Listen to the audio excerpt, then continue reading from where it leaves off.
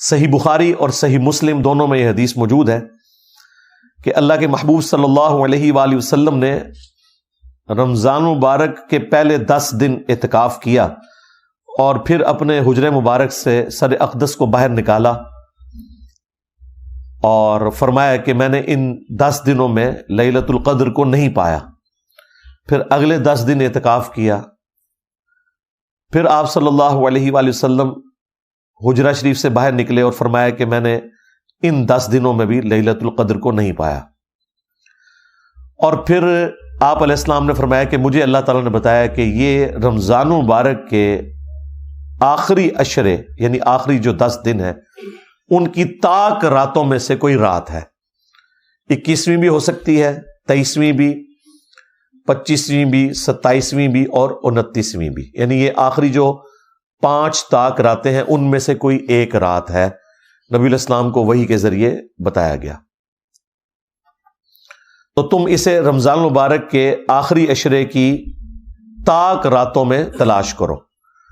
تلاش کرنا مطلب یہ نہیں کہ کچھ آپ کو نظر آنا ہے. یہ پبلک میں مشہور کیا ہوا ہے جی سمندر کا پانی شہد سے زیادہ میٹھا ہو جاتا ہے، اور خدا دا نہ آ جائے گوریا نے کدھر سن لیا نا، پہلے تھوڑی مٹی پلید ہوئی ہے.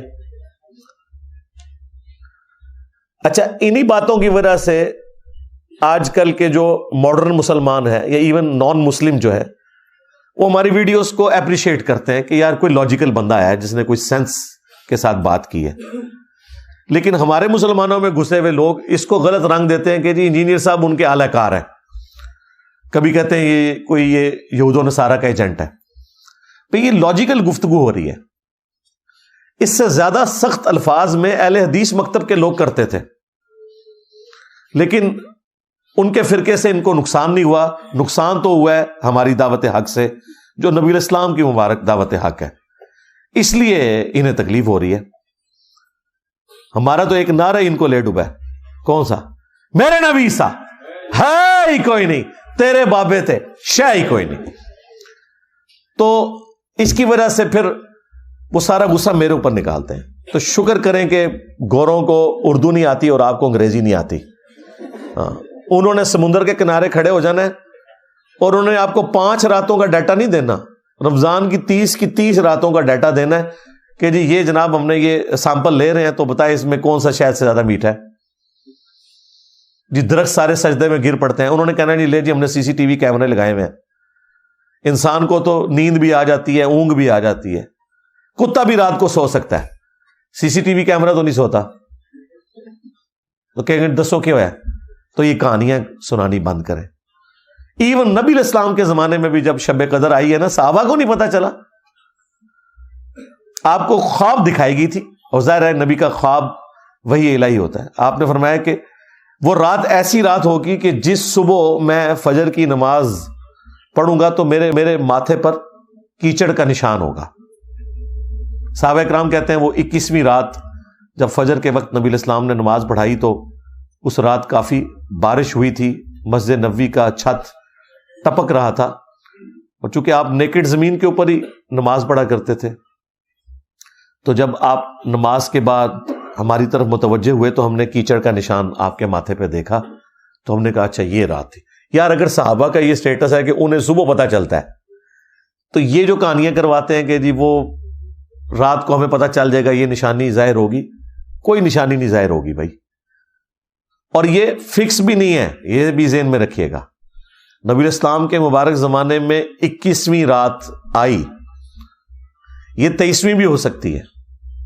اہل تشیع زیادہ زور دیتے ہیں 23ویں کے اوپر، لیکن وہ بھی مانتے ہیں کہ 21ویں بھی ہو سکتی ہے. کچھ صحابہ کرام صحیح مسلم میں آتا ہے وہ 27ویں کو مانتے تھے. تو یہ ویری کرتی ہے. یہ اللہ تعالیٰ نے بیسیکلی شب قدر کی ایک سیلیبریشن رکھی ہوئی ہے. کسی سال وہ 21ویں کو سیلیبریٹ کرتا ہے اللہ تعالیٰ، کسی سال 23ویں کو، کسی سال 25ویں کو، کسی سال 27ویں کو. مقصد یہ ہے کہ وہ 10 دن آپ اللہ کو دیں، وہ طاق راتیں دیں. جو بخاری مسلم میں آتا ہے کہ جب آخری عشرہ شروع ہوتا تھا نبی علیہ السلام خود بھی رات کو جاگتے تھے اور اپنے گھر والوں کو بھی جگاتے تھے کہ وہ رات کو عبادت کریں. ان راتوں کو زندہ کرنا مقصد ہے. اور وہ بخاری مسلم میں حدیث ہے، نبی اسلام نے فرمایا جس نے ایمان اور احتساب کے ساتھ شب قدر کا قیام کیا اللہ تعالیٰ اس کے پچھلے سارے گناہوں کو معاف فرما دے گا. ہاں تو وہ فضیلت بیسیکلی حاصل کرنی ہے آپ نے قیام کر کے. شب قدر اگر آپ کو مل گئی یعنی وہ اللہ کے علم میں کون سی ہے, تو یقیناً اگر آپ آخری طاق راتوں میں قیام کرتے ہیں آپ کو مل گئی, کوئی نشانی نہیں ظاہر ہونی.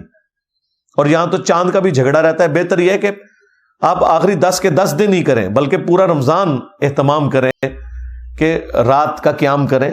اور وہ بھی بخاری مسلم میں اسی حدیث میں ہی آتا ہے کہ جس نے ایمان اور احتساب کے ساتھ رمضان کا قیام کیا اس کے بھی پچھلے سارے گناہ معاف, اور جس نے ایمان اور احتساب کے ساتھ رمضان کے روزے رکھے اس کے بھی پچھلے سارے گناہ معاف. یہ تینوں باتیں شب قدر, قیام اللیل اور رمضان کے بارے میں ایک ہی حدیث میں.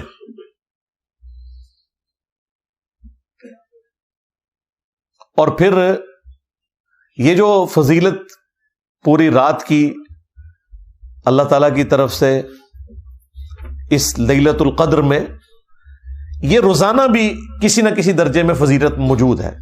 وہ صحیح بخاری اور صحیح مسلم دونوں میں حدیث ہے کہ اللہ تعالیٰ روزانہ آخری تہائی رات جب رہ جاتی ہے نا, یعنی رات سٹارٹ ہوتی ہے غروب آفتاب سے لے کر فجر کا وقت شروع ہونے تک, یہ اگر 6 گھنٹے بنتے ہیں نا تو اس کو آپ 3 پہ ڈیوائڈ کریں, جو آخری 2 گھنٹے ہیں نا, 1 تہائی رات آخری جو رہ جاتی ہے, اس میں اللہ تعالیٰ آسمان دنیا پر روزانہ نزول فرماتا ہے جیسا کہ اس کی شان کے لائق ہے, اور کہتا ہے کہ ہے کوئی مجھ سے بخشش مانگنے والا میں اسے بخش دوں, ہے کوئی مجھ سے سوال کرنے والا میں اسے عطا کروں.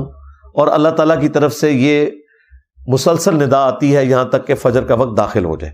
یہ روزانہ کے لیے. اچھا, اس میں بعض لوگ پوچھتے ہیں کہ جی وہ رات کی ٹائمنگ تو پوری دنیا میں مختلف ہے, اس طریقے سے شب قدر بھی. بھائی آپ اپنے علاقے کو فالو کریں گے, یہ ساری چیزیں سمبولک ہیں, یہ فزیکل چیزیں نہیں ہیں, یہ ذہن میں رکھیے گا. لہذا یہ کہنا کہ جی آخری تہائی رات پاکستان میں تو اس وقت ہوتی ہے, تو 2 گھنٹے کا فرق تو سعودیہ کے ساتھ ہے کیونکہ ہم GMT+5 میں ہیں اور وہ GMT+3 کے اندر ہیں. اور پھر طاق اور جفت کا بھی فرق آ جاتا ہے اگر آپ لیلۃ القدر کی بات کریں.